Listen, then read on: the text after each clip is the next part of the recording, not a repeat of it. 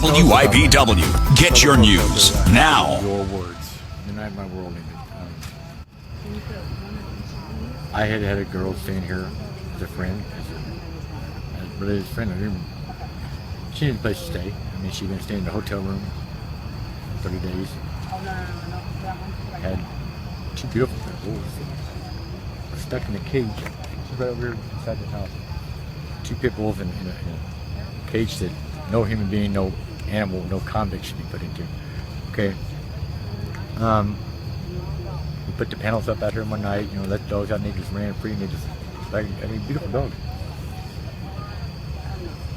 Now I'm not praising these dogs, you know, these two particular pit bulls. I can remember myself, maybe they took my baby, but I don't want anybody to judge the pit bull breed because I've had them before. All my friends have pit bulls, and pit bull can be a wonderful dog. So yeah, don't judge these two pit bulls by, don't judge all the whole pit bull breed. Okay, anyhow, what we done, we have a date spend together and then sit down to watch a movie and eat a big bowl of cereal and some strawberries. She fell asleep in my arms. We're in our home, our house. I mean, I have full custodial custody of this baby. I worked my butt off to do everything I was supposed to do here, and I got my baby. But we done 100 times, so just an hour and a half later, the girl staying here. I can't see her name because I don't know what name she's going by now. She picks me up and says, "Where's Piper?" I'm whenever we're looking for her. We went all over, searched the house. I talked to Stephanie, her mom. I talked to her father and asked if Stephanie came by, if she maybe had Piper, if she'd seen her. She said, no. At that point, we called 911. Speak police showed up. They searched. I was getting ready to escort them. They issued an Amber Alert, and these men and women, they took off around the neighborhood, man, door to door, so quick you couldn't even see what they were. I was escorting the officers to the back, to the garage, camper, what have you, and we went around their toy area, came back around, I got about my back door, and I seen them start jumping the fences, on the flashlights, and I took off, put them, I made it to the front gate, and they tackled me because they had found her. I later found out. At that point in time, I didn't know my heart. I looked over, seen the damn dogs, and I knew. They found her in the northeast corner of our front yard, in the fence line. Now, I was taken to the police department and put into an interrogation room for 4 hours. Didn't know what was going on. In the meantime, the officers took one of themselves to get in the back of my truck, and they got a nice tarp, and they put that tarp over the area to the corner, got here, and they could remove her. The only stories people saying she's found under a tarp, or people saying she's found in a ditch, that she was hit by a car. No. She probably went to do what she would ever do in life, and that's to love everything. Go up and hug one of these puppies, or I don't know. But Officer Detective Green came in and spoke with me at the police department. Told him my story. First, I asked him, when he came in, I said, "Man, tell me this is, my daughter's fine, she's on her way to the hospital. Can you tell me that?" I said, "I can't tell you that." At that point in time, I was letting know that my daughter had passed away. We came back here, and I planned evidence they could come through and search the house. And everything's fine. But it's not fine, man, because the most precious thing on earth for me was taken from me on that day.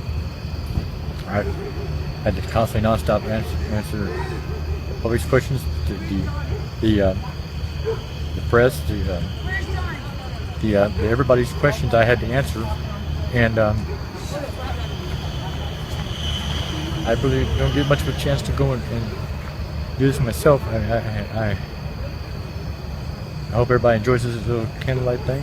I don't know what's going on. I just want to go out and go camping myself for a minute and grieve. You know? Anytime I got to deal with idiots like this over here, we're in place blame on everybody and everything instead of looking at the fact that it's just a tragic event. Have you And you and talking a little bit about that. Have you read what people are saying on social media? What people are? I know you talked about the rumors I really and haven't stuff had like the that. chance. I'm trying to keep myself totally busy as possible, because if I don't, then I have to stop and think. And when I stop and think, then I don't want to think about it right now.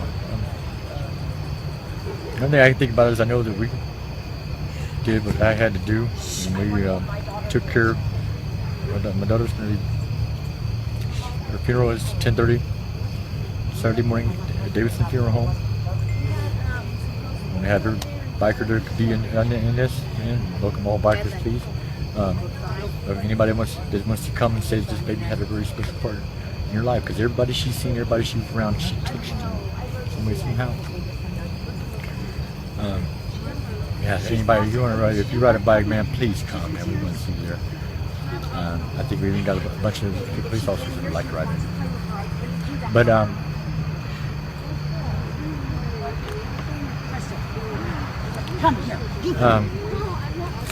this is why I don't want to be here. This is why we'll have security at her funeral, because this will not be tolerated, man. This is not a time of mourning. This is not a time of sorrow, man. This is a time to celebrate the life that precious baby had. The precious life that she put upon every one of us with short time truth. Am I good with it? No, I'm not good with it. I think I'm a little bit more upset with my mom right now, because my mom gets chased around. She'll be buried at Topeka Cemetery at the foot of my mother, which I just lost 420 days prior to. Exactly 420 days prior to my mom died. I know you said you wanted to go camping, but and just get away from all this. But what's next for you? To live life, to keep going, to be strong, to sit there and tell somebody. If you could tell, if I could sit there, anything good come out of this. Any parent out there, okay?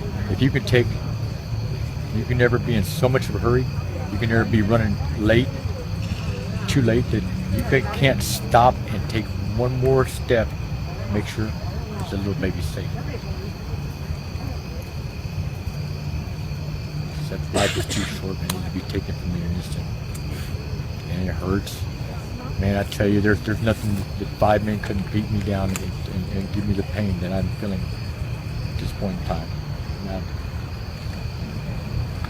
You seem pretty upset by the young woman who was living with you at the time. Why are you upset? Because I told her I didn't want the dogs here, man. I told her I have my own. I got little min pins. Those are my pit bulls. I had 2 little min pins.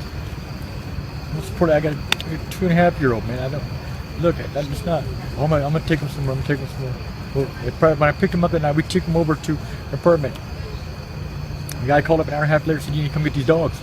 I'm calling dog catcher. We went and picked up the dogs. An hour after we picked them dogs up, that man's house, that apartment started on fire right there on 13th and Western, 1300 block of Western. These are dogs from hell, dude.